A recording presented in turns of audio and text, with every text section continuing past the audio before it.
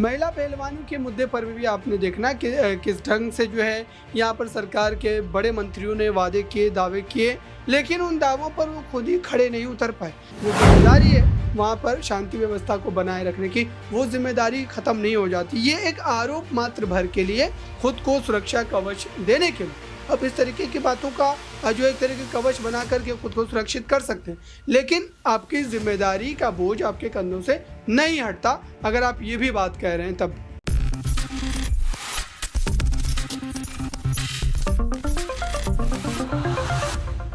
Rahul versus Modi, ये सवाल लगातार उठ रहा है कि आखिरकार ये जो दो नाम हैं, इस वक्त देश की राजनीति में ये दो नाम सबसे ज्यादा सुनने को मिल रहे हैं। दोनों में से आखिरकार जीत किसकी होगी, नरेंद्र मोदी या फिर राहुल गांधी? दोनों के पास एक बड़ा गठबंधन है, लेकिन सवाल लगातार ये उठ रहा है कि जनता आखिरकार किसे पसंद करती है। मणिपुर जाकर वहां की जनता के दुख को बांटने वाले राहुल गांधी को, या फिर मणिपुर पर चर्चा करने से बचते हुए नरेंद्र मोदी को? यह सवाल पूछना बहुत ज्यादा जरूरी है और इस वक्त ये सवाल देश की मीडिया लगातार पूछती हुई नजर आ रही है। लेकिन सवाल ये भी लगातार उठ रहा है कि क्या वाकई में अगर चुनाव नहीं होने होते, अगर राहुल गांधी की सदस्यता बहाल नहीं होनी होती, तो क्या वाकई में राहुल गांधी मणिपुर जाते? क्या वो वाकई में मणिपुर के मुद्दे को सदन में उठाते, मीडिया के सामने उठाते, बेटियों के दर्द को समझने की कोशिश करते? ये दावा हमारा नहीं है, ये दावा भारतीय जनता पार्टी करती हुई नजर आ रही है। भारतीय जनता पार्टी साफ तौर पर कह रही है कि मणिपुर का मुद्दा कांग्रेस अपने राजनीतिक फायदे के लिए इस्तेमाल करने की कोशिश कर रही है और लगातार कर भी रही है। नमस्कार, नेक्स्ट 9 न्यूज देख रही हैं आप और मैं हूं आपके साथ प्रज्ञा से। सवाल लगातार उठ रहा है कि राहुल वर्सेस मोदी की लड़ाई में आखिरकार जीत किसकी होगी, और क्या वाकई में अब 2024 के लोकसभा चुनाव में कोई बड़ा फेरबदल होने वाला है? क्योंकि इस साल का जो ये मानसून सत्र रहा, ये काफी ज्यादा हंगामेदार तो था ही, लेकिन इस मानसून सत्र में कई ऐसे बिल लाए गए, रखे गए, उन्हें पेश किया गया, जिससे ये साफ हो गया कि कहीं ना कहीं एनडीए इस वक्त घबराहट में है, बौखला रही है। इन बिल को लाने का मतलब क्या ये तो नहीं कि अब भारतीय जनता पार्टी के नेतृत्व वाली एनडीए ये समझ चुकी है कि साल 2024 के चुनाव बिल्कुल भी आसान नहीं है। यह दावा राजस्थान के मुख्यमंत्री अशोक गहलोत ने भी किया कि साल 2019 से लेकर साल 2023 तक नरेंद्र मोदी की लोकप्रियता में काफी ज्यादा कमी आई है, उनके सम्मान में कमी आई है, न केवल जनता की नजरों में बल्कि उनकी अपनी पार्टी के बीच भी। आखिरकार कितनी सच्चाई है इस दावे में, इसी को हम आज समझने की कोशिश करेंगे और इस मुद्दे पर हम चर्चा करेंगे अपने खास सहयोगी अबरार से। तो देखिए अबरार, जैसा कि यहाँ पर अशोक गहलोत दावा कर रहे हैं कि कुछ ऐसे मामले जिन्होंने कहीं ना कहीं नरेंद्र मोदी के सम्मान को देश की जनता की नजरों में तो कम किया ही किया है, कहीं ना कहीं उनके खुद की पार्टी में भी उनकी सम्मान, उनकी इज्जत पर फर्क पड़ता हुआ दिखाई दे रहा है। सबसे पहला तो सवाल यही रहेगा कि आपको वाकई में लग रहा है कि ऐसा हुआ है? क्या वाकई नरेंद्र मोदी की लोकप्रियता कम हुई है बीते कुछ 3 से 4 सालों में? देखिए, जहाँ तक प्रधानमंत्री की लोकप्रियता की बात है, तो लोकप्रियता कम होना या ना होना ये इस बात पर निर्भर नहीं करता कि आप कितने सफल नेता हैं।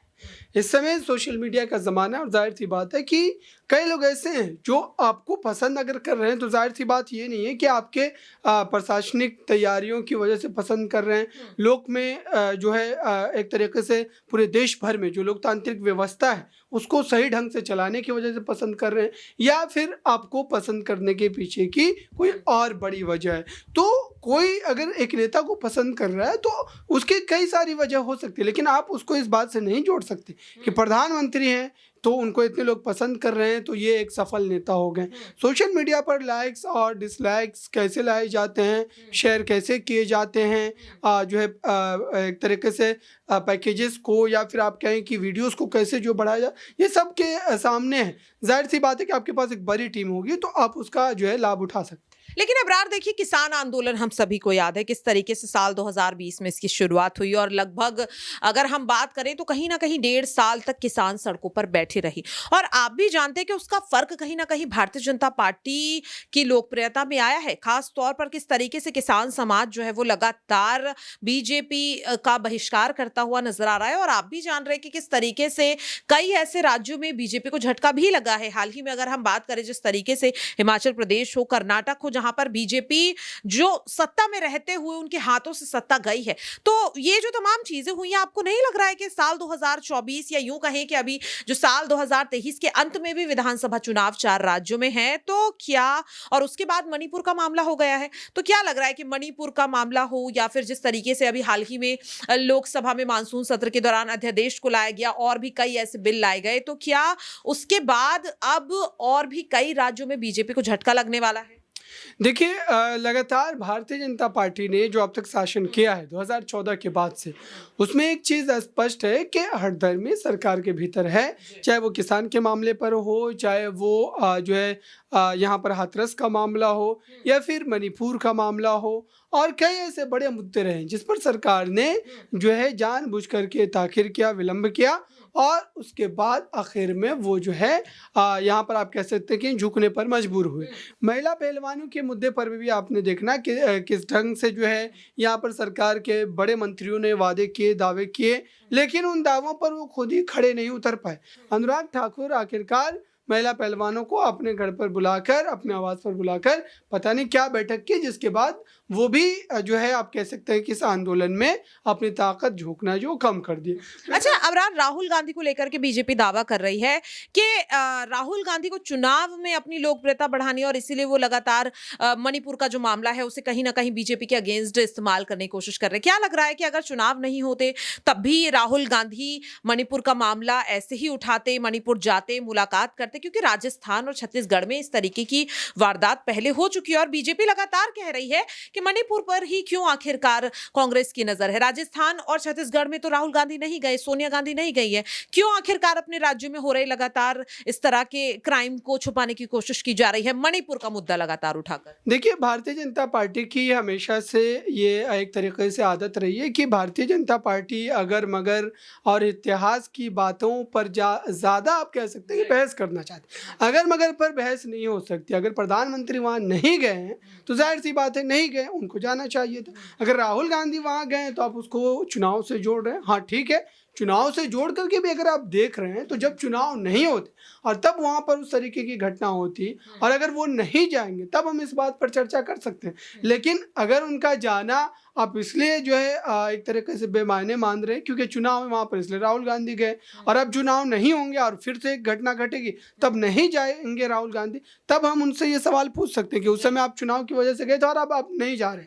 लेकिन मात्र इस वजह से कि वहाँ पर चुनाव है और राहुल गांधी गए हैं, ये जो एक तरीके से जुर्म हुआ है वहाँ पर, जो वहशीपन हुआ है वहाँ पर, वो कम नहीं आंका जाएगा, या फिर जो राज्य की सरकार है उसकी जिम्मेदारी खत्म नहीं हो जाती। प्रधानमंत्री की जो जिम्मेदारी है वहाँ पर शांति व्यवस्था को बनाए रखने की, वो जिम्मेदारी खत्म नहीं हो जाती। ये एक आरोप मात्र भर के लिए, खुद को सुरक्षा कवच देने के लिए अब इस तरीके की बातों का जो एक तरीके कवच बना करके खुद को सुरक्षित कर सकते हैं, लेकिन आपकी जिम्मेदारी का बोझ आपके कंधों से नहीं हटता अगर आप ये भी बात कह रहे हैं तब भी। वाकई में। अच्छा अबरार, देखिए यहाँ पर एक आखिरी सवाल लेना चाहेंगे कि जिस तरीके से अभी जो इंडिया यानी कि विपक्ष की आखिरी बैठक हुई थी बेंगलुरु में, तो वहां पर ये ऐलान खड़गे द्वारा किया गया था कि राहुल गांधी विपक्ष का चेहरा नहीं होंगे, उन्हें रेस से बाहर कर दिया। हालांकि ये तब की बात है जब राहुल गांधी की सदस्यता बहाल नहीं की गई थी।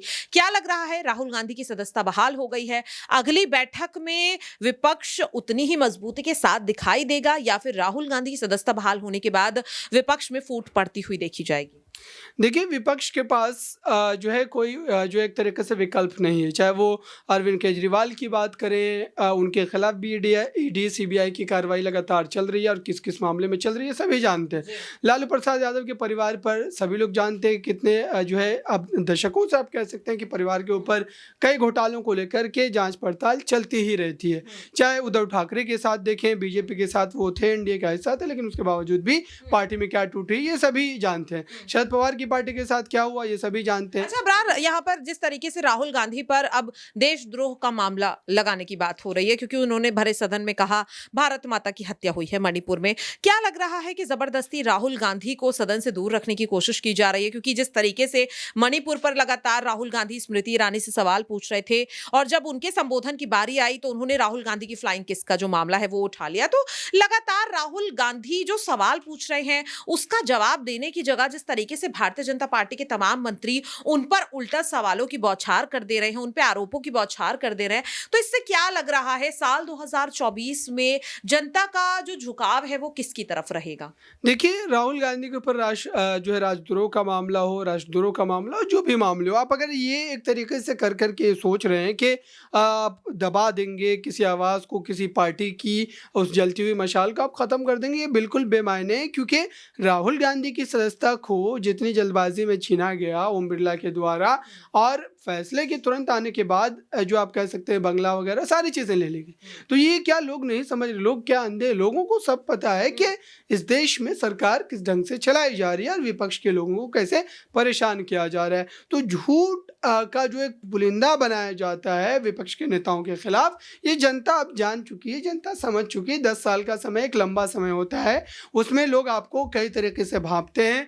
आपने जो देश के हित में फैसले लिए हैं उन फैसलों को खंगालते हैं और देखते हैं कि उसका नतीजा क्या रहा। तो अब जो है ये 2024 में इसका हिसाब होगा कि दरअसल भारतीय जनता पार्टी जिन बातों को लेकर के दावे करती है उन दावों की कितनी हकीकत है और क्या इस ढंग से, चाहे वो राहुल गांधी के खिलाफ मामले हो, चाहे फ्लाइंग किस की बात आपने की, अगर ये सारी बातें हैं तो मान लीजिए कि क्या प्रधानमंत्री मणिपुर के मुद्दे पर जब संसद के भीतर खड़े होकर के मस्खरी कर रहे थे तो क्या लोग नहीं देख रहे थे? बिल्कुल देख रहे थे। आप क्या लोगों को बेवकूफ़ समझ रहे हैं? यही देश की जनता ने आपको उस बड़े पद पर बिठाया है और वही देश की जनता आपको हटा भी सकती है। तो आप मणिपुर के मुद्दे पर जब विश्वास प्रस्ताव लाया जाता है विपक्ष के द्वारा और अब मणिपुर पर बोलने की बजाय 2 घंटे तक लगातार आप अलग अलग मुद्दों पर, बेकार के मुद्दे पर आप कह सकते हैं कि बहसबाजी कर रहे हैं, बयानबाजी कर रहे हैं और मात्र 2 मिनट आप मणिपुर पर बोलते हैं, तो क्या उन महिलाओं का जो एक तरीके से अपमान नहीं है? क्या जिनके घर जो टूट गए हैं, जिन्होंने अपने बेटे को खोया, अपनी बेटियों को खोया, क्या ये उसका अपमान नहीं है? सीधे तौर पर अपमान है। और इस अपमान को मणिपुर की जनता भी देख रही है, इस अपमान को पूरे देश की जनता देख रही है और 24 में दरअसल ये तय होगा कि वाकई प्रधानमंत्री की नीति और इस नियति पर जनता को कितना विश्वास है। तो देखा आपने कि किस तरह से हमारे सहयोगी अबरार का भी साफ तौर पर कहीं ना कहीं यही मानना रहा कि जिस तरीके से मणिपुर का मुद्दा हो या फिर दिल्ली सेवा विधेयक का मुद्दा हो या फिर यहाँ पर तमाम वो बिल जिन्हें आज मानसून सत्र में, इस बार के मानसून सत्र में पेश किया गया, उससे कहीं ना कहीं ये बात साफ हो रही है कि भारतीय जनता पार्टी एनडीए कहीं ना कहीं बौखला रही है। मणिपुर में हो रही हिंसा पर भारतीय जनता पार्टी लगातार आलोचनाओं का सामना कर रही है और कहीं ना कहीं इसका असर अब साल 2024 के चुनाव में भी पड़ने वाला है। देखना होगा कि राहुल वर्सेस मोदी की लड़ाई में आखिरकार जीत किसकी होती है, राहुल गांधी या फिर नरेंद्र मोदी। फिलहाल के लिए इस खास रिपोर्ट में इतना ही। बाकी ऐसी तमाम अपडेट्स के लिए आप सभी देखते रहिए नेक्स्ट 9 न्यूज।